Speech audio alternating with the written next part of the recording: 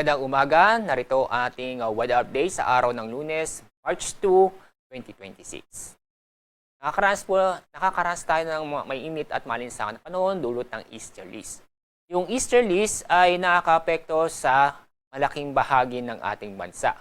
Yung amihan ay wala po, pero magbabalik ito sa araw ng Miyerkules at inaasang itong northeast monsoon ay makakaapekto sa araw ng Miyerkules sa malaking bahagi ng Luzon. Kasalukuyan ay wala po tayong namo-monitor o binabantayang LPA, low pressure area o bagyo sa loob at sa labas ng ating Philippine Area of Responsibility. Sa ating lagay na panahon, dahil sa easterlies, makakaranas po tayo ng mainit at malinsangan na panahon ngayong araw. Pero may tsansa po ng mga isolated na mga pag-ulan dulot ng thunderstorm, lalo-lalo na sa silangang bahagi ng Luzon. May kataasan pong temperatura ang mga tatala ngayong araw, tulad sa Tuguegarao, aabot ng 34 degrees Celsius.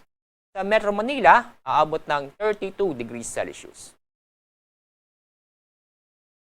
Dako tayo sa Visayas at Mindanao. Asahan din ang maganda at maliwalas ang panahon ngayong araw. Bahagyang maulap hanggang sa maulap ang kalangitan. Pero may tsansa pa rin po ng mga localized thunderstorms sa bandang hapon o sa gabi. Mataas po ang temperatura sa Mindanao, naabot ng 33 degrees Celsius sa Davao, 33 degrees Celsius din sa Zamboanga City. Wala tayong gale warning o ibig sabihin wala tayong inaasang matataas ang alon. Kaya safe na pumalaot ng ating mga kababayan sa ating bansa.